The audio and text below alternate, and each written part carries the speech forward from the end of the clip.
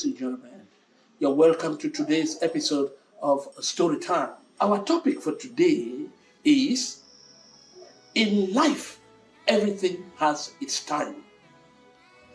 In life, everything has its time.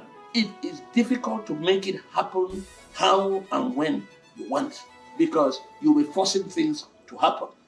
If you look at even the book of life, which is the Bible, let's go to the section of wisdom, Ecclesiastes. It is clearly written there is time to be born and time to die. There is time to plant and time to harvest.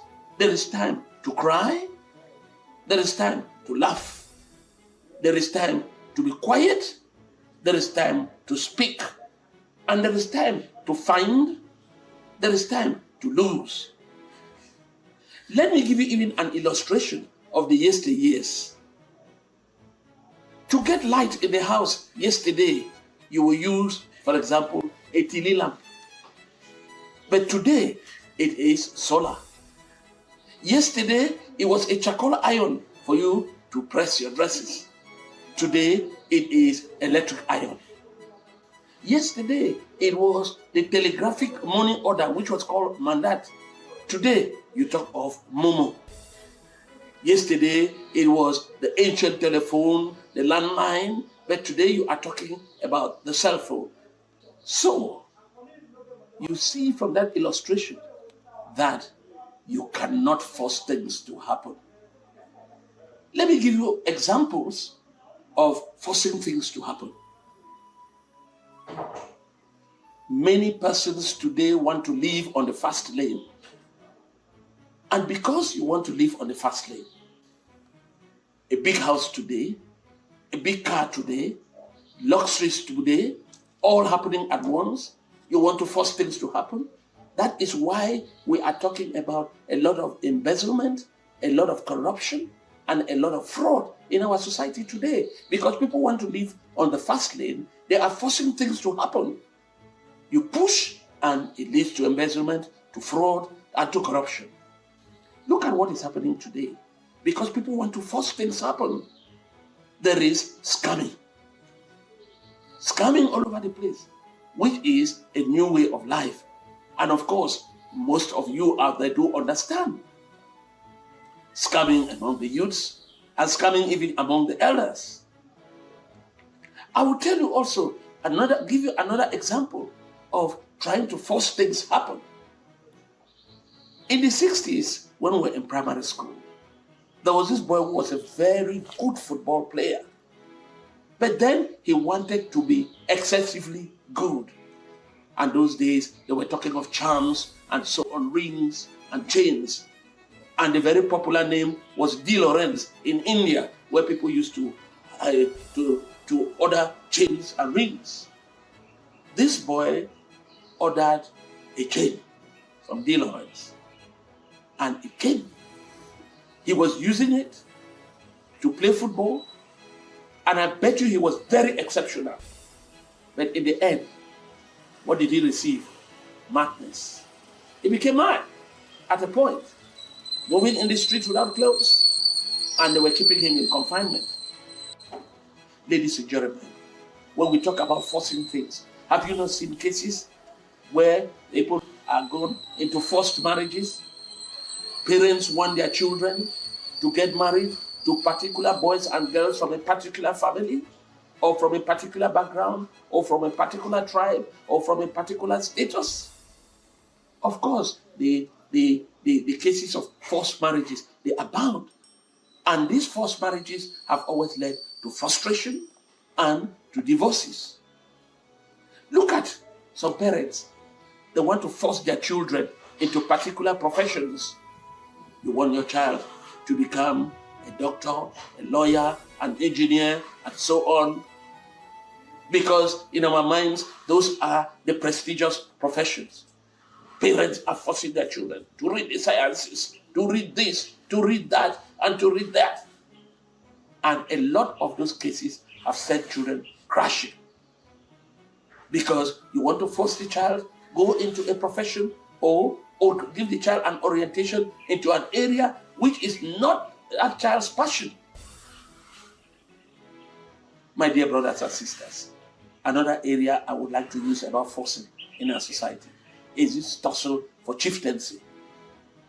How it all started is sometimes difficult to get even the genesis, because these are traditional institutions.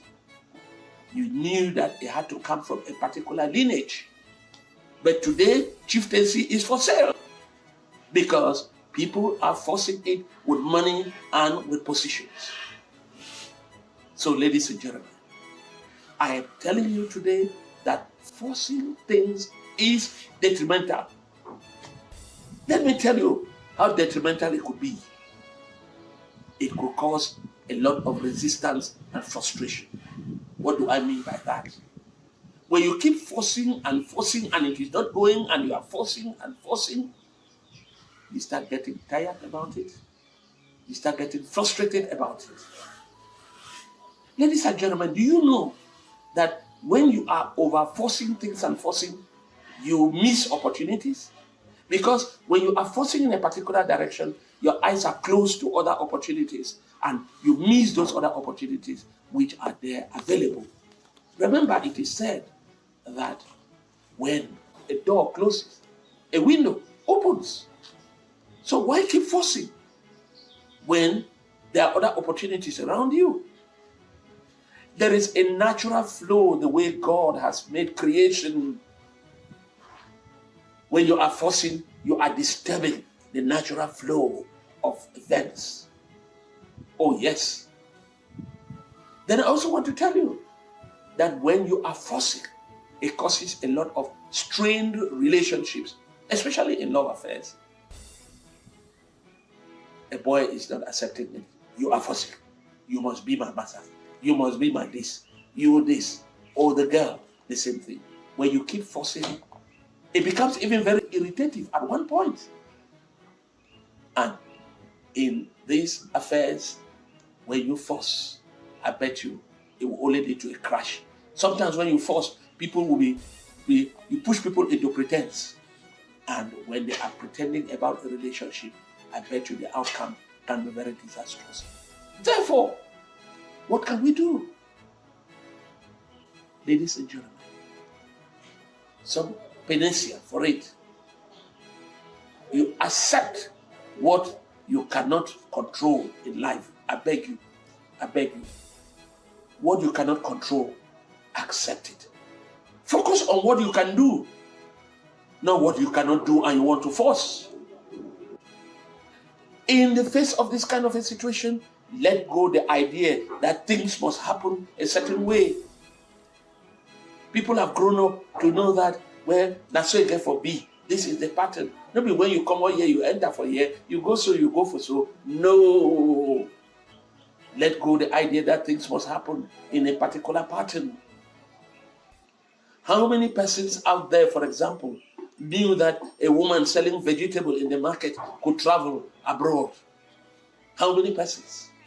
If they told somebody in the 60s, if they told somebody in the 70s that a mommy selling cocoyams in the market could travel abroad, go stay in America, stay in Europe, would you agree? Let's see the way the natural flow has gone. No, there's no particular way it should happen. Then we must know that life is a journey. Life is not a destination. Life is a journey. It is not a destination.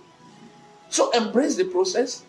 As you move from one step to another, you are going on, you are falling, you are rising, you are learning, and you are improving. So please, I beg you, trust the flow. Allow things to go naturally. In some cases where you find yourself forcing, you need support.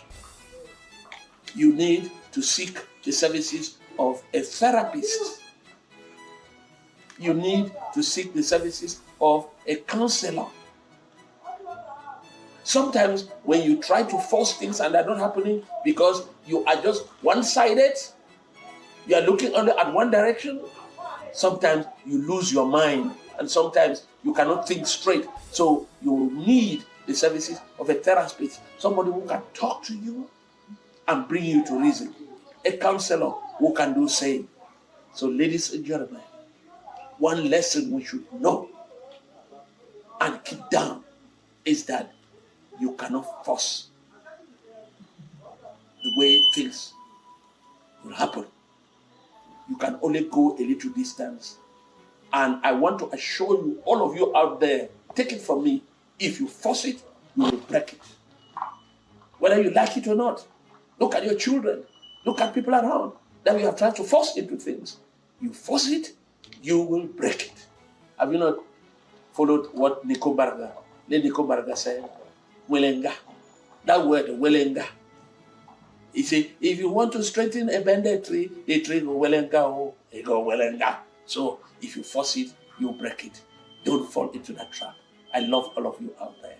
Keep following Story Time, and it will keep flowing. Bye-bye for now.